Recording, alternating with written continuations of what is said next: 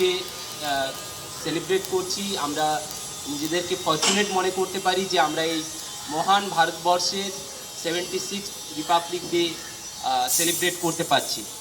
তো আজকের আমি যে সংক্ষিপ্ত বক্তব্য রাখবো তার মেনলি দুটো পার্ট রয়েছে।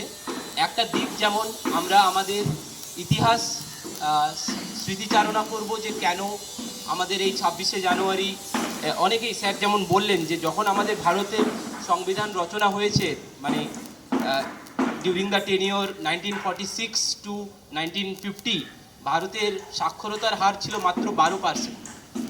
আর সেই সময়ে যে যারা সংবিধান রচনা করেছেন তাদের কন্ট্রিবিউশন যদি আমরা, মানে আজকের দিন আমাদেরকে বারবার সেই সমস্ত স্বাধীনতা সংগ্রামীদের মনে করার দিন, সেই সমস্ত মানুষদের মনে করার দিন যারা এই সংবিধান, সুন্দর সংবিধান, প্রায় 60টি দেশের সংবিধান পড়ে তাদের বেস্ট প্র্যাকটিসেস নিয়ে আমাদের সংবিধান রচিত হয়েছে এবং এটা হচ্ছে পৃথিবীর অন্যতম ভালো সংবিধান। এই সংবিধানে আমরা ভারতের জনগণ ভারতকে একটি sovereign, socialist, secular, Democratic Republic করে তুলতে এই সংবিধান গ্রহণ করেছি। আমাদের সামাজিক, অর্থনৈতিক, রাজনৈতিক ন্যায় বিচার পাওয়ার লক্ষ্যে আমরা এই সংবিধান গ্রহণ করেছি। Liberty of thoughts, expression, belief, faith and worship এর লক্ষ্যে আমরা সংবিধান গ্রহণ করেছি। সবার মধ্যে equality of status and opportunity রাখার, সবার মধ্যে equality of status and opportunity রাখার লক্ষ্যে আমরা সংবিধান গ্রহণ করেছি। তো এই সংবিধান 1950 সালের 26শে জানুয়ারি আমাদের লাগু হয়েছে, কিন্তু এই সংবিধান দিবস হিসাবে আমরা কিন্তু পালন করি 26শে নভেম্বর 1949। মানে 1 বছর আগে কিন্তু আমাদের সংবিধান রচনার কাজ শেষ হয়ে গেল। তাহলে কেন এই 26শে জানুয়ারি? এই ধারণাগুলো আজকে আমাদের স্বাধীন ভারতের 75 বছর, 76 বছর কাটিয়ে ফেলার পরেও কিন্তু অনেকের কাছে স্পষ্ট নয়। তাই বিভিন্ন এই ধরনের অকেশনে আমাদের সেই জিনিসগুলোকে রিক্যাপিচুলেট করা উচিত, যাতে করে আমরা সবাই দেশের জন্য গর্বিত হতে পারি।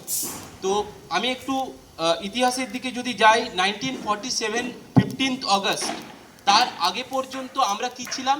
আমরা ছিলাম ব্রিটিশদের কলোনি।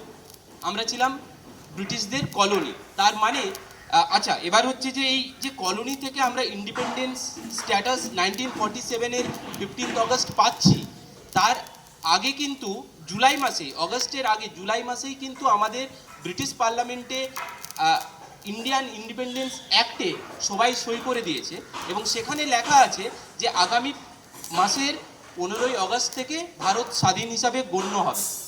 তাহলে ভারত চলবে কিভাবে? ভারতে চালানোর জন্য তো একটা সংবিধান দরকার।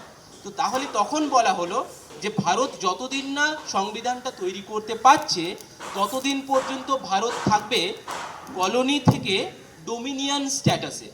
তো এই ডোমিনিয়ন জিনিসটা কি? ডোমিনিয়ন জিনিসটা হলো এরকম যে ভারত তার নিজের মতো করে সমস্ত কাজ করতে পারবে, ইন্টারন্যাশনাল রিলেশন, ভেতরের আন্তর্দেশীয় সম্পর্ক, সমস্ত কিছু নিজের মতো করবে। But head of the state কে হবেন? ভারতের তখন প্রধান কে হবেন? এখন যেমন আমাদের রাষ্ট্রপতি, তখন হবেন গভর্নর জেনারেল। তিনি হচ্ছেন ব্রিটিশ যিনি রাজা বা রানী, তার প্রতিনিধি। আমরা জানি আমাদের প্রথম গভর্নর জেনারেল, স্বাধীন ভারতের প্রথম গভর্নর জেনারেল ছিলেন লর্ড মাউন্টব্যাটেন। তো তখন কিন্তু ভারতের সংবিধান রচনা চলছে এবং ভারত তখন চালিত হচ্ছে ইন্ডিয়া অ্যাক্ট 1935-এর অ্যাকর্ডিংয়ে। 1935 ইন্ডিয়া অ্যাক্টের অ্যাকর্ডিংয়ে ভারত তখন পরিচালিত হচ্ছে। এবার ভারতের সংবিধানের ইন্ডিয়ান ইন্ডিপেন্ডেন্স অ্যাক্ট 1947-এ পরিষ্কার বলা আছে যে ভারত যে পরিচালিত হচ্ছে 1935-এর অ্যাকর্ডিংয়ে, এটাকেও সে অ্যাবলিশ করে দিতে পারে। ভারতের সংবিধানকে সেই সমস্ত ফ্লেক্সিবিলিটি দেওয়া আছে এবং ভারতের সংবিধান রচনার কাজ 1949-এর 26শে নভেম্বর শেষ হয়। সেই শেষ যখন হচ্ছে তখন এখানে 1 থেকে শুরু করে 395টা আর্টিকেল আছে। তার মধ্যে 394 নম্বর আর্টিকেল যদি আমরা দেখি, সেখানে লেখা আছে যে এই যে 1 থেকে 395-এর মধ্যে 15টা ইম্পর্টেন্ট আর্টিকেলকে বলা হলো যে 1949-এর 26শে নভেম্বর থেকেই সেগুলো চালু হয়ে যাবে। বাকি পুরো সংবিধানটা চালু হবে পরের মাস, মানে 2 মাস পরে 26শে জানুয়ারি 1950 থেকে। ঠিক যেরকম আমাদের ইন্ডিয়ান ইন্ডিপেন্ডেন্স অ্যাক্ট হলো, আমাদের কি হলো 1947 সালে জুলাই মাসে সংবিধান এই অ্যাক্টে সই হয়ে গেল এবং ওখানে বলা হলো 15ই আগস্ট 1947 থেকে ভারত স্বাধীন হবে। তো সিমিলারলি এখানেও 26শে নভেম্বর সংবিধান তৈরি হয়ে গেল, 15টা আর্টিকেল সেদিন থেকে চালু হয়ে গেল। বাকি সমস্ত আর্টিকেল সংবিধান কার্যকরী হবে 26শে জানুয়ারি 1950 থেকে। তো এখন কেন এই দিনটা 26শে নভেম্বরই কেন নয়, তার জন্য একটু ইতিহাস রয়েছে। 1929 সালের লাহোর অধিবেশনের দিকে আমাদেরকে তাকাতে হবে। 1929 সালে ইন্ডিয়ান ন্যাশনাল কংগ্রেসের লাহোর অধিবেশনের সভাপতিত্ব করছেন পণ্ডিত জওহরলাল নেহরু। তখনকার ভারতের রাজনৈতিক যে পরিস্থিতি, সেই পরিস্থিতিতে দাঁড়িয়ে জওহরলাল নেহরু বলছেন যে আমাদের কোনো রকম ডোমিনিয়ন স্ট্যাটাস চাই না, আমরা চাই পূর্ণ স্বরাজ, ইন্ডিপেন্ডেন্স, আমাদের পূর্ণ স্বাধীনতা দরকার। এবং সেই লক্ষ্যে তখন ইন্ডিয়ান ন্যাশনাল কংগ্রেস ঠিক করলো যে ডিসেম্বর মাস 1929-এ ঘটনাটা ঘটছে লাহোরে, যে নেক্সট মান্থ, তার মানে 1930-এর জানুয়ারি মাসের শেষ রবিবার আমরা দিল্লির বুকে ভারতের জাতীয় পতাকা তুলে দেব। আমরা ভারতকে নিজেরা মনে করব যে আমরা স্বাধীন। ভারত পূর্ণ স্বরাজ কবে হবে না, তার পরের মাস 1930-এর শেষ রবিবার, দ্যাট ইজ 26 জানুয়ারি 1930, দিল্লিতে ভারতের প্রথম, মানে আমরা নিজেরা মনে করলাম যে আমরা স্বাধীন, সেই হিসাবে আমরা জাতীয় পতাকা তুললাম। এবং তারপর থেকে 1930 থেকে শুরু করে 1947 পর্যন্ত প্রত্যেক বছর 26শে জানুয়ারিকেই আমরা ভারতীয়রা স্বাধীনতা দিবস হিসাবে মেনে এসেছি। তো তাহলে এই একটা ইতিহাস রয়েছে। 1947-এর জানুয়ারি মাসেও আমরা স্বাধীন ভারতের পতাকা ওইভাবে তুলেছি 26শে জানুয়ারি, আর 15ই আগস্ট হলো আমাদের ভারতবর্ষ স্বাধীন। তো এই দিনটাকে তো অস্বীকার করার কোনো জায়গা নেই। ইন্ডিয়ান ইন্ডিপেন্ডেন্স অ্যাক্ট 15ই আগস্ট আমাদের পাস হয়েছে। তো তাহলে যখন সংবিধান রচনার কাজ, অথচ 26শে জানুয়ারির একটা সুদীর্ঘ ইতিহাস রয়েছে, একটা ইমোশন রয়েছে ভারতীয় হিসাবে। আমাদের পরাধীন ভারতে থেকে আমরা জাতীয় পতাকা তুলে আমরা প্রত্যেক বছর 26শে জানুয়ারিকে সেলিব্রেট করে এসেছি স্বাধীনতা দিবস হিসাবে। তো সেই দিনের সম্মান রক্ষার্থে আমরা 26শে নভেম্বর যখন সংবিধান রচনার কাজ শেষ হলো, যাতে করে 26শে জানুয়ারির ইতিহাসটা অমলিন থাকে, তার জন্য আমরা ঠিক করলাম যে আমরা 26শে জানুয়ারি থেকে ওই সংবিধানকে চালু করব, যাতে করে রিপাবলিক ডে হিসাবে আমরা 26শে জানুয়ারিকে সেলিব্রেট করব। এই হচ্ছে একটা সংক্ষিপ্ত ইতিহাস, যেখানে আমরা কেন 26শে জানুয়ারি আমাদের রিপাবলিক ডে এলো সেটা আমরা দেখতে পারি। এবং 394 আর্টিকেলটা অবশ্যই সবার একবার দেখে নেওয়া উচিত এই ইতিহাস আমাদের মনে করার জন্য। এবার আসা যাক যে আমরা রিপাবলিক, এই কথাটা আসলে আমাদেরকে কি কি অধিকার দেয়। মানে সংবিধান শুধু চালু হলো বলেই কি আমরা এই দিনটা বিশেষত্ব? এই দিনটা আমাদেরকে মনে করিয়ে দেয় ইন্ডিয়ান রিপাবলিক কান্ট্রি হিসাবে আমাদের প্রত্যেকটা পদে, রাষ্ট্রপতির পদে আজকে কে বসে আছেন? আজকে বসে আছেন প্রত্যেকটা পদে, রাষ্ট্রপতির পদে আজকে কে বসে আছেন? আজকে বসে আছেন একজন উড়িষ্যার একজন আদিবাসী মহিলা জাতির থেকে উনি গেছেন। তার মানে কি? তার মানে ভারতের যে কোনো পদে যে কোনো মানুষ, আমরা যে কোনো ভারতীয় সেই পদকে নিজের যোগ্যতা বলে অর্জন করতে পারি। আমাদের সংবিধান আমাদেরকে সেই ক্ষমতা দেয়, ইকুয়ালিটি অফ স্ট্যাটাস। আমরা যে কেউ যে কোনো পদে আসীন হতে পারি, নিজের যদি যোগ্যতা থাকে, নিজের যদি ক্ষমতা থাকে। এখন আমাদেরকে সমৃদ্ধশালী দেশ, শক্তিশালী বলবান দেশ হিসাবে যদি আমাদেরকে নিজেদেরকে গড়ে তুলতে হয়, তাহলে বিশেষ করে আবেদন রাখতে হয় সবসময় যুব সমাজের কাছে। তো সেই যুব সমাজকে আমাদেরকে সবসময়, speciality being an autonomous engineering college, আমাদের বেশ কিছু দায়িত্ব রয়েছে দেশ গড়ার লক্ষ্যে। আমাদের যদি আমরা বিকশিত ভারত 2047-এর দিকে লক্ষ্য রাখি, বেসিক্যালি আমরা এগুলোকে সবসময় কোনো রকম পলিটিক্যাল পার্টির এজেন্ডা এইরকম না ভেবে আমরা যদি তার পলিসিগুলো দেখি, এই অবজেক্টিভ তো খারাপ নয়। স্বাধীনতার 100 বছর পরে 1947 থেকে 2047 আমার তো একটা গোল থাকতে হবে। আমার যদি একটা লং টার্ম গোল না থাকে, আমি সেখানে অ্যাচিভ করব কী করে? ঠিক তো সেই উদ্দেশ্যে আমাদের যে সমস্ত টার্গেট আছে, সেই টার্গেটের দিকে লক্ষ্য রেখে আমাদের উচিত যে আমরা এমন কোনো কাজ করব না যেটা দেশের বিরুদ্ধে যায়। যদি এইরকম কোনো কাজ আমরা করব না যেটা দেশের জন্য ক্ষতিকারক। আমরা সব সময় চেষ্টা করব দেশকে এগিয়ে নিয়ে যেতে। আমরা নিউ ন্যাশনাল এডুকেশন পলিসি পেয়েছি আজকের দিনে দাঁড়িয়ে, এবং সেখানে দেখা যাচ্ছে যে মাতৃভাষায় বিজ্ঞান চর্চাকে প্রমোট করা হচ্ছে।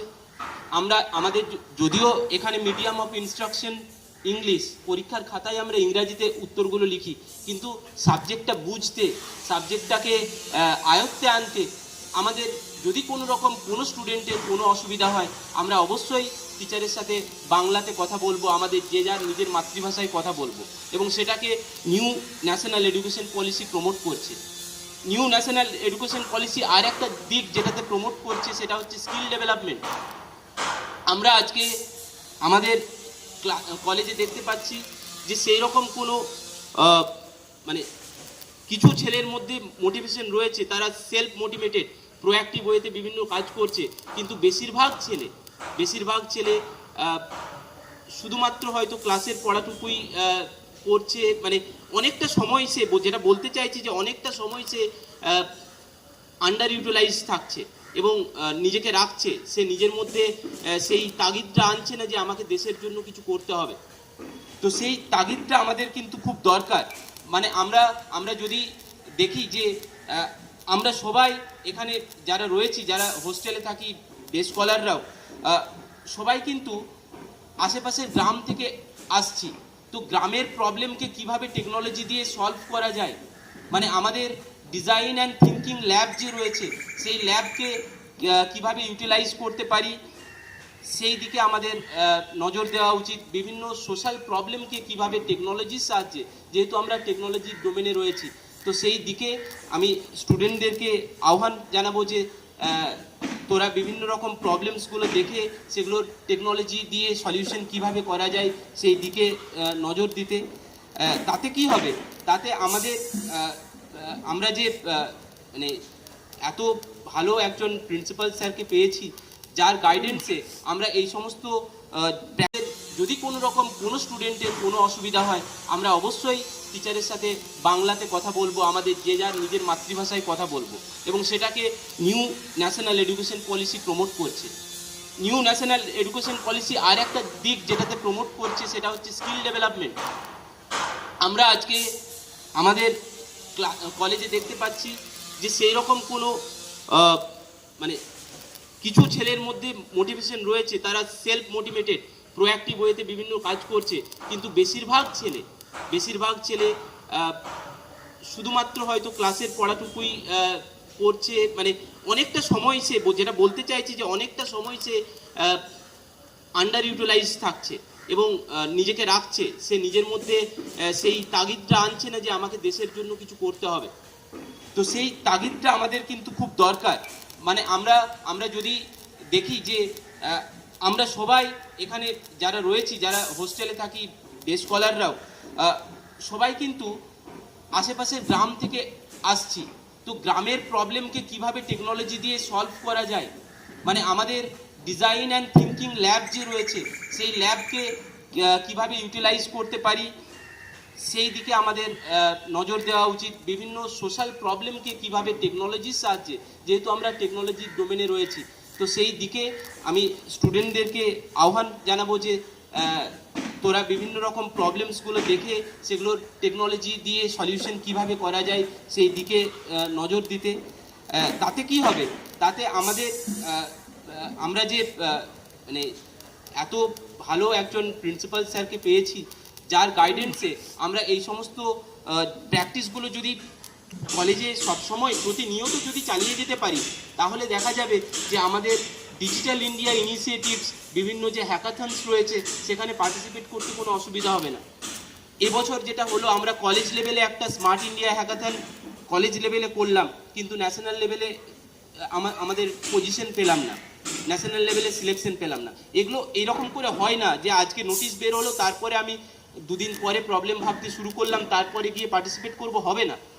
এগুলো কন্টিনিউয়াস একটা আমাদের কালচার চাই, আমাদের কন্টিনিউয়াস একটা চেষ্টা চাই, তবে গিয়েই আমরা start up, entrepreneurship, research and development সমস্ত দিকে আমরা মানে এগিয়ে যেতে পারবো।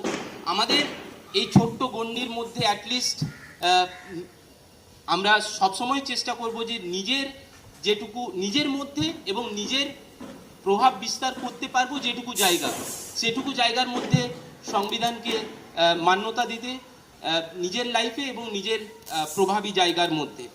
তো আমরা চাই যে ভারত মানে খুব সমৃদ্ধশালী দেশ হয়ে উঠুক, যেটা স্যারও বারবার বলেছেন যে আজকে আমরা যদি ভারতের ইতিহাস দেখি তাহলে দেখতে পাবো যে ভারত কখনোই কিন্তু কোনো ছোটোখাটো দেশকে কখনোই আক্রমণ করেনি। ভারতের মধ্যে ওই রকম আগ্রাসী একটা মনোভাব নেই। ভারত কখনোই সাম্রাজ্যবাদে বিশ্বাস করে না, ভারত সবাইকে সাহায্য করতে জানে। তো আমরা সেই রকমই সেই স্পিরিটকে নিয়ে মনের মধ্যে রেখে জনগণের সেবায়, দেশের সেবায়, অন্য যারা আমাদের থেকে অ্যাটলিস্ট লোয়ার প্রিভিলেজ ক্লাসে রয়েছে তাদেরকে কিভাবে সাহায্য করতে পারবো অ্যাটলিস্ট টেকনোলজি দিয়ে, তাহলে কি নিজের লার্নিংটাও হবে, সঙ্গে কলেজের শ্রীবৃদ্ধি হবে, রাজ্যের শ্রীবৃদ্ধি হবে, দেশের শ্রীবৃদ্ধি হবে। এইভাবেই তো আমরা লিঙ্ক। তো সেই দিকে আমরা সাস্টেনেবল ডেভেলপমেন্টের দিকে এগিয়ে যাব, এই আশা। আর যেটা আজাদ হিন্দ ফৌজের গানেতেও আছে, যেটা বাংলাতে বললে হয় যে আমরা এই আশা নিয়ে আমি বক্তব্য শেষ করব যে ভারত আবার জগৎ সভায় শ্রেষ্ঠ আসন লবে, যেটা আজাদ হিন্দ ফৌজের গানের কথাতে হচ্ছে सूरज बनकर जग पर चमके भारत नाम सुभागा। এই আশা নিয়ে আমি আমার বক্তব্য শেষ করছি। জয় হিন্দ, জয় ভারত।